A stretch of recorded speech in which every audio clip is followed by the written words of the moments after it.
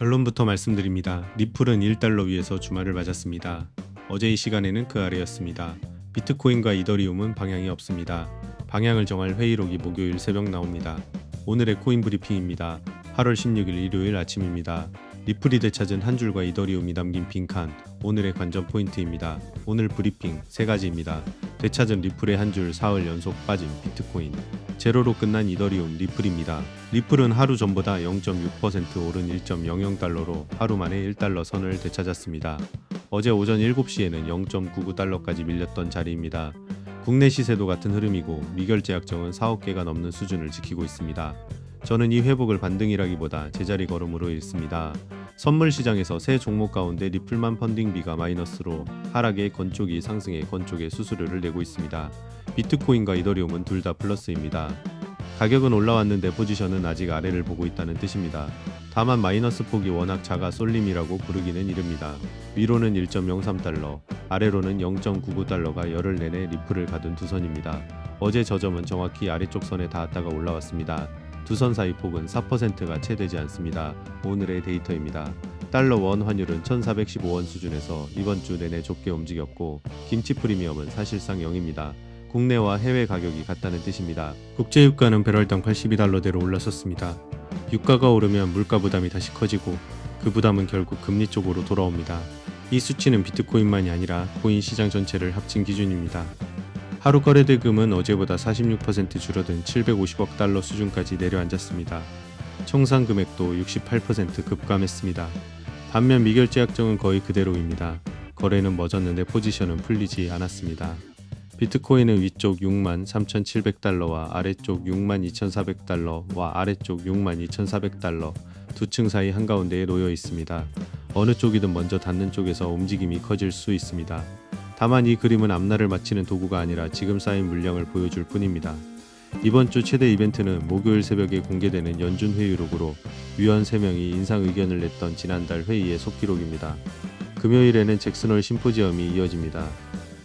화요일과 수요일에는 미국 주택 지표가 차례로 나옵니다. 시간은 모두 한국 시간 기준입니다.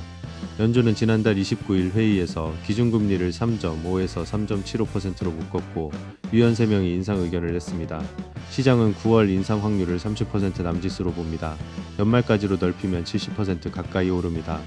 다만 회의록은 이미 지난 결정의 기록이고 더 최근 신호는 잭슨홀 발언에서 나옵니다.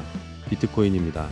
비트코인은 하루 전보다 0.3% 오른 63,000달러대로 어제 이 시간과 견주면 200달러 남짓 위입니다. 국내에서는 9천만 원에 조금 못 미칩니다. 하루 변동폭은 400달러가 채 되지 않았습니다. 시장 점유율은 56% 수준을 지키고 있습니다. 14일 비트코인 ETF에서 5,600만 달러가량이 빠지며 12일부터 사흘 연속 유출이 이어졌습니다. 사흘을 합치면 2억 5천만 달러에 가깝습니다. 이번 주 5거래일 가운데 돈이 들어온 날은 화요일 하루뿐이었습니다.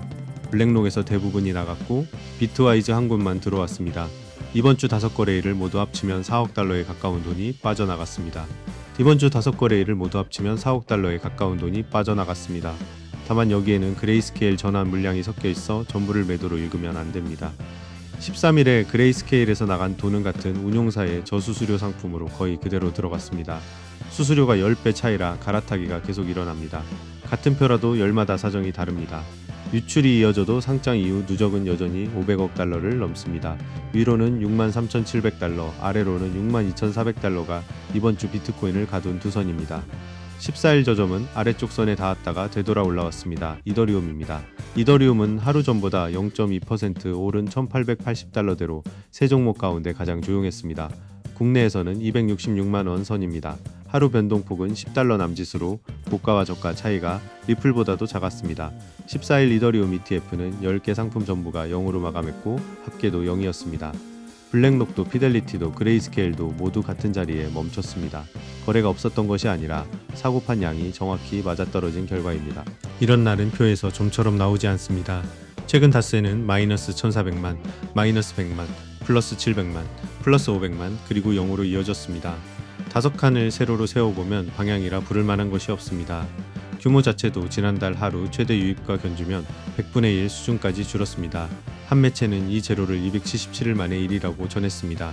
그런데 파사이드 원본을 열어보면 날짜가 다릅니다. 직전제로는 올해 2월 20일로 영업일로 세면 121일 전입니다. 두 곳이 집계하는 상품과 날짜가 다르기 때문에 생기는 차이입니다. 저희는 한 회차 안에서 팟사이드 한 곳만 씁니다. 위로는 1940달러, 아래로는 1855달러가 이더리움을 가둔 두 선입니다. 열흘째 이 안에서만 오르내리고 있고 두 선 사이는 5% 남짓입니다. 오늘의 화제 코인입니다. 코인게코 최근 3시간 검색에서 1위에 오른 종목은 수이입니다. 시가총액 31위이고 국내 원화마켓에도 올라 있습니다. 수이는 자체 메인넷을 쓰는 레이어 1 블록체인입니다. 다만 오늘 이 코너에 오른 이유는 급등이 아니라 검색량 하나뿐입니다. 검색량과 거래량은 서로 다른 것을 잽니다. 가격은 0.68달러로 하루 변동은 0.6%에 그쳤습니다. 일주일로 넓히면 오히려 2.5% 내렸습니다. 하루 거래 대금은 9천만 달러에 조금 못 미치고 시가총액은 27억 달러 선입니다. 확인된 것은 두 가지입니다. 13일 테더의 하드론이 수위에서 문을 열었고 이튿날 소켓 라우팅이 붙었습니다. 확인되지 않은 것은 이 소식이 가격에 반영됐는지 여부입니다. 다음 달 1일에는 예정된 물량 해제도 남아 있습니다. 검색 순위는 매수 신호가 아닙니다. 이번 주 일정을 5줄로 정리했습니다.